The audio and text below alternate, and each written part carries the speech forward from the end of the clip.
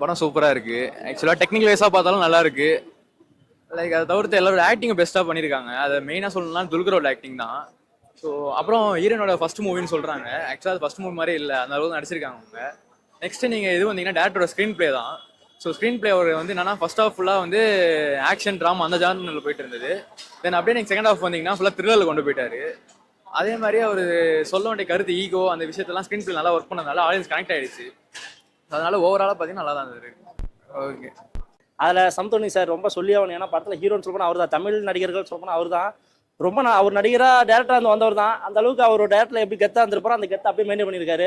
ரொம்ப நல்லா இருந்துச்சு பார்க்கறதுக்கு. ஆனால் ரொம்ப நேரம் போகிற மாதிரி இருந்துச்சு. அதெல்லாம் வந்து குறைச்சி கொஞ்சம் ட்ரிம் பண்ணி எதுக்குடா இந்த செட்டு சினிமா உள்ள இப்படி தான் எடுப்பாங்கன்னு நமக்கு தெரியும். திரும்ப திரும்ப அதையே காட்டும் போது போர் அடிக்கிற மாதிரி இருந்துச்சு. அதெல்லாம் கொஞ்சம் கட் பண்ணி ட்ரிம் பண்ணி கொஞ்சம் கமர்ஷியல் ஆட் பண்ணிக்கலாம்னு தோணுச்சு. மற்றபடி ஐயோ மனுஷன் ரொம்ப பின்னி எடுத்துட்டாருங்க. தமிழில் இந்த மாதிரி நடிகர் இருக்காங்க, ஆனால் இவர் மாதிரி நெஞ்சு நக்கிற அளவுக்கு நடிகர் யாருமே இல்லை. ரொம்ப நல்லா பண்ணிட்டாரு. நல்லா இருந்துச்சு பார்க்கலாம். காந்தா உண்மையாக சூப்பராக இருந்துச்சு பார்க்கலாம். ஒன் டைம் அவர் தாங்க உண்மையாக ரொம்ப வில்லங்க நல்லவருங்க. எங்க மனிதருங்க. அது மனிதருங்க எப்படி சொல்லுதான் ஈகோன்ற ஒரு விஷயம் எல்லாத்துக்கும் வரும். அந்த மனிதருக்குள்ளேயே வந்திருக்கும் போல. அதுதான் ரியலாக வந்து சினிமாவில் பண்ணியிருக்காரு. ரொம்ப நல்லா பண்ணியிருக்காரு. அது இல்லாமல் ரொம்ப நேரம் அந்த ட்ரிம் அந்த கொஞ்சம் நேரத்தில் சில விஷயத்தெல்லாம் சம்மந்தம் இல்லாத சில விஷயங்கள்லாம் எதுக்கு ஃபஸ்ட்டு பொண்ணோட அப்பனை காட்டுறாங்க. அவன் எதுக்கு வரான், என்ன பண்ணுறான், 4 டைலாக் பேசுகிறான், எதுக்கு பண்ணுறான். அந்த இடத்துல தூக்கி அவங்க அப்பனை தூக்கி போட்டு ஒரு ஃபிகரை போட்டு ஒரு சாங் ஒன்று போட்டுக்கலாம், குத்து சாங்க.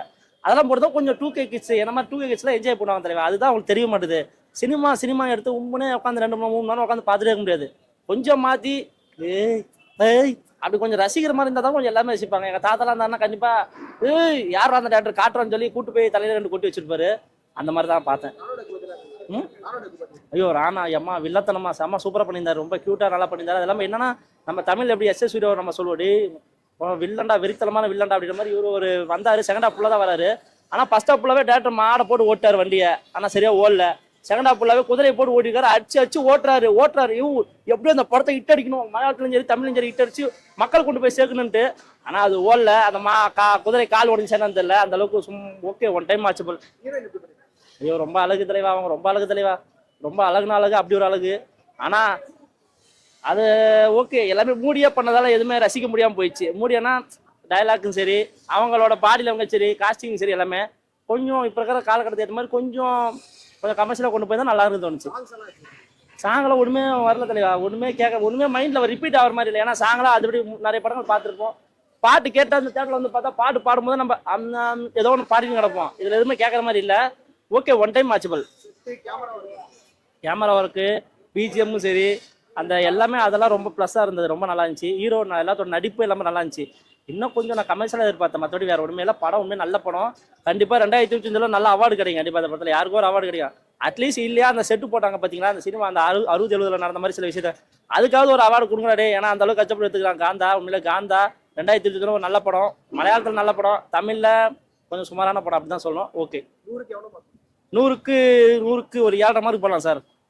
ஐயோ சாரி சார் 100க்கு ஒரு 70 மார்க் போடலாம் சார். அந்த அளவுக்கு நடிப்பு எல்லாமே நல்லா பண்ணியிருக்காங்க.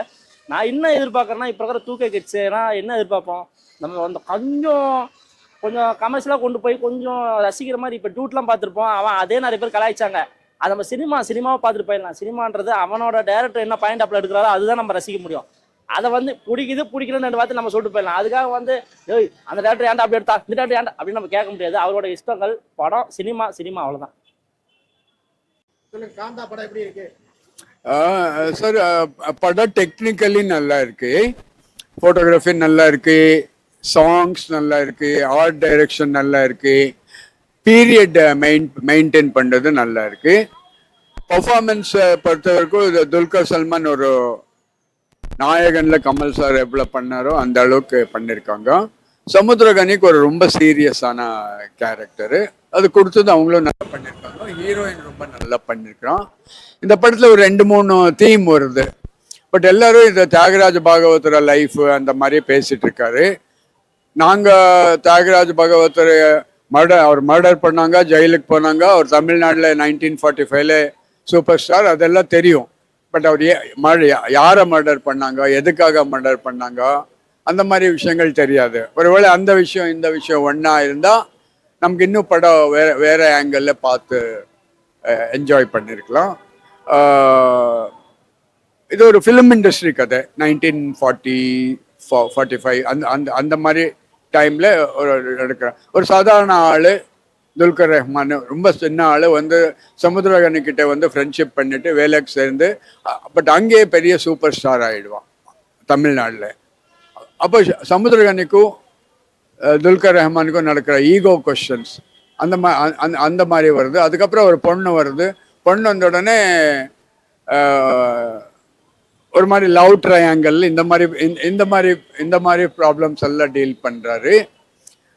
மியூசிக் ரொம்ப நல்லா இருக்கு, சாங்ஸ் ரொம்ப நல்லா இருக்கு, பீரியட் கூட நல்லா மெயின்டைன் பண்ணியிருக்காங்க. அந்த 1940-45 செட்டு மைக்ஸு அந்த மாதிரி எல்லாம் நல்லா மெயின்டைன் பண்ணியிருக்காங்க. பர்ஃபார்மன்ஸ் எல்லாம் நல்லா இருக்கு. பட் என்ன ஒரு 1.5 இயராக கொஞ்சம் ப்ராப்ளம் இருக்கு. என்ன ப்ராப்ளம்ன்ட்டா நானும் பிரசாத் லேப்ல என்எஃப்டிசி தியேட்டர்ல எல்லாம் படம் பார்க்குறேன். அங்கே இருக்கிற கிளாரிட்டி எந்த தியேட்டர்லையும் மால்லையும் 20% கிடையாது. கண்ணுக்கு ஒன்றும் தெரியாது. மத்தியானம் 2 மணிக்கும் கருப்பாக இருக்கு, காலையில் 10 மணிக்கும் கருப்பாக இருக்கு, நைட்டும் கருப்பாக இருக்கு. எவன் வந்தா எவன் நடிச்சான்னு கண்டுபிடிக்க முடியாது. நான் கொஞ்சம் தியேட்டர்ல எல்லாம் பேசியிருக்கேன். அவர் சும்மா இல்லை அது லேசர் ஸ்க்ரீனிங்கு அப்படி இப்படின்னு விட்டுட்டாங்க.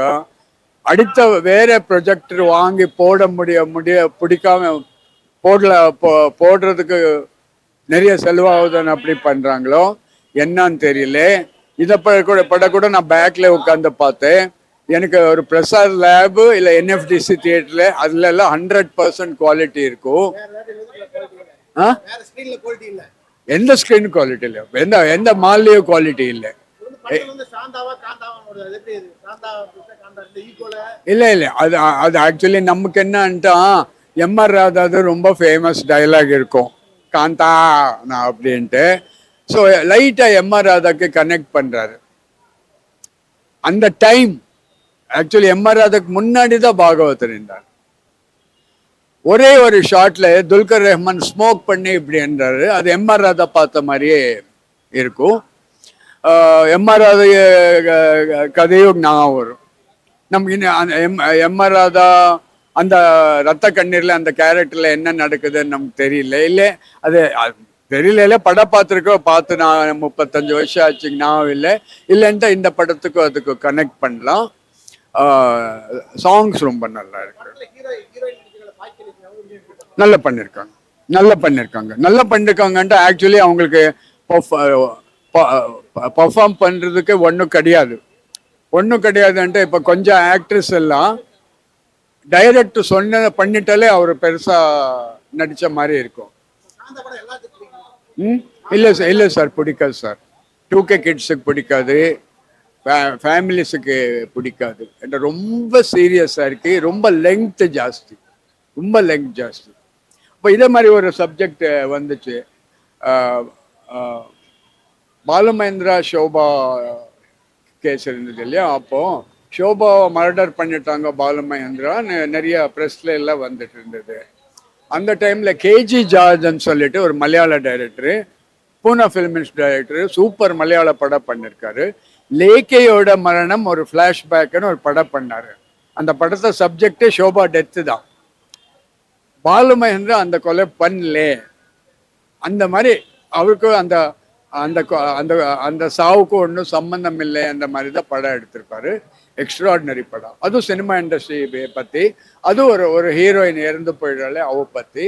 ஸோ இதில் யார் கொல்றாங்க இன்வெஸ்டிகேஷன், அவர் இருக்கலாம் இவர் இருக்கலாம், அந்த மாதிரி ஒரு இன்வெஸ்டிகேஷன் மாதிரி போகிறது நல்லா இருக்கு. ரொம்ப லெங்க்த்து ஜாஸ்தி, நல்லா இருக்கு, ரொம்ப சீரியஸ்.